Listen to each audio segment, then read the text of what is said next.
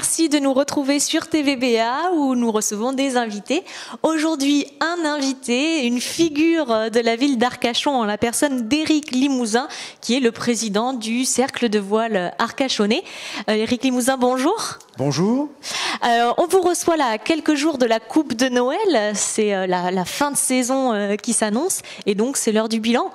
Oui, alors la Coupe de Noël en un mot, c'est la dernière régate de l'année et sur l'occasion d'embarquer tous nos jeunes et moins jeunes sur les bateaux d'habitables du Cercle de voile Arcachon. Donc une belle manifestation qui clôture l'année. Alors, si on devait dresser le bilan de cette saison, ça s'est quand même conclu par de beaux podiums pour le club. Alors, de beaux podiums, on va peut-être y revenir très rapidement, mais globalement, en bonne saison. Beaucoup de stagiaires cet été. Question financière, ça se présente correctement. Donc voilà, une année 2018 satisfaisante. On voit l'administrateur et le président qui parlent.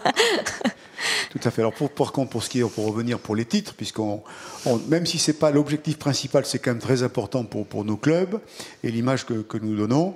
Oui, parce que vous avez de beaux porte-drapeaux quand même au CVA. Je crois qu'on peut passer parmi les premiers Nicolas Parlier, qui depuis de nombreuses années et a confirmé cette année est champion du monde en kitefoil. Mais la relève est assurée par Benoît Gomez, qui est un tout jeune, mais qui est en kitefoil également est brillant au niveau français et a représenté la France aux Jeux Olympiques jeunes. Donc on a pour les Jeux de 2024, parce que vous savez certainement que le kite sera aux Jeux en 2024, ça tombe très bien, c'est la France, et donc on va affûter nos crayons. On va suivre ça de près, nous. Alors, là, on a parlé des kitefall, mais le club développe aussi de nombreuses autres disciplines qui ont aussi brillé cette année. Tout à fait. Alors, un point particulier sur ce qu'on appelle la série Europe, puisque dans notre club, on a un jeune qui est toujours qui va au niveau podium France et qui cette année réussit à emmener derrière lui toute une équipe. Et donc le championnat de France était récemment à Carcans-Maubuisson, donc en Gironde. Et alors, juste pour le citer, oui, il s'agit de Cyril Richard. Cyril Richard, tout à fait. Donc qui a fait premier en podium masculin et qui a entraîné derrière lui toute une équipe du club, avec notamment un jeune qui a fait deuxième en espoir. Donc voilà, c'est une satisfaction parce qu'il y a un titre individuel bien sûr, mais surtout une satisfaction collective. Il y a une dynamique qui est lancée derrière. C'est ce sur quoi on compte beaucoup au club. Alors, un dernier mot pour citer un dernier porte-drapeau, si on peut les appeler comme ça, c'est Jean-Jacques. Alors Jean-Jacques, ça doit être Frébeau. Ça doit être Frébeau qui effectivement, alors lui c'est un pilier de... Ah, vous l'appelez Frébeau, c'est devenu son surnom. Ou Gigi, ça dépend, enfin voilà.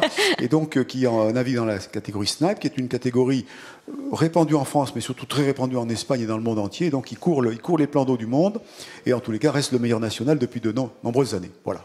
Et alors une dernière catégorie que vous vouliez aborder, c'est la catégorie des dragons. C'est vrai que ce sont des bateaux magnifiques qu'on voit un peu moins. On les voit un petit peu moins parce qu'il y a une évolution sociologique, si je puis dire, mais les quelques bateaux que nous avons au club, là aussi, se déplacent et remportent de belles victoires à l'extérieur.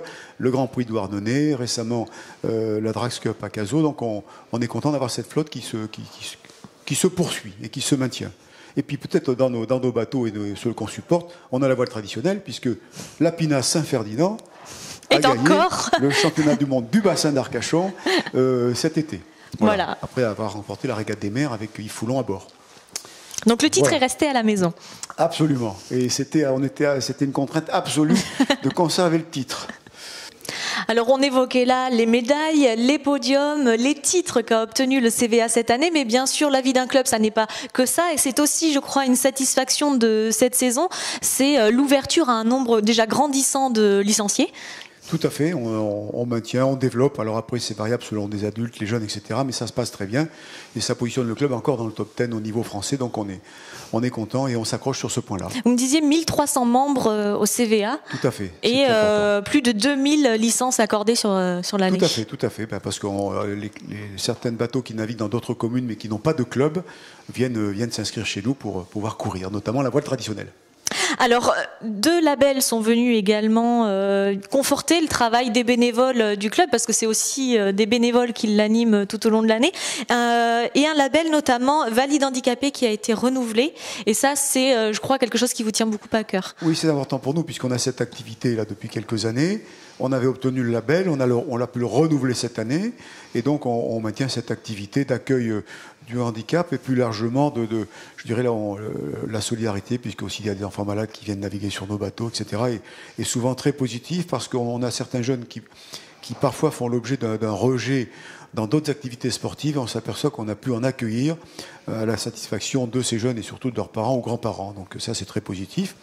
Et deuxième label que là, nous avons obtenu, qui est le label qualité tourisme, donc qui donne une orientation un petit peu nouvelle, qui est un peu moins sportive, mais qui est importante pour l'accueil des touristes à Arcachon, qui sont une partie de notre clientèle également.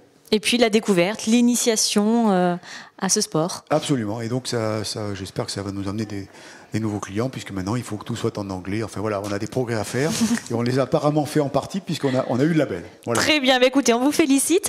Des perspectives déjà pour la saison prochaine? À ce moment-là, je dirais une seule chose, c'est les 18 heures d'Arcachon qui sont une très belle épreuve, qui a retrouvé un peu de sang neuf cette année, puisqu'on était plus de 90 bateaux. Et donc, la date l'année prochaine, 6 et 7 juillet 2019. C'est déjà calé. Voilà, absolument. Rendez-vous est pris, donc. Et puis, bien sûr, il y aura bien d'autres régates avant. On vous invite à suivre toute l'actualité du Cercle de Voile d'Arcachon sur TVBA, sur le site internet du site. Et puis encore, félicitations à tous vos sportifs qui ont porté haut les couleurs du bassin cette saison. Merci, je transmettrai. Merci.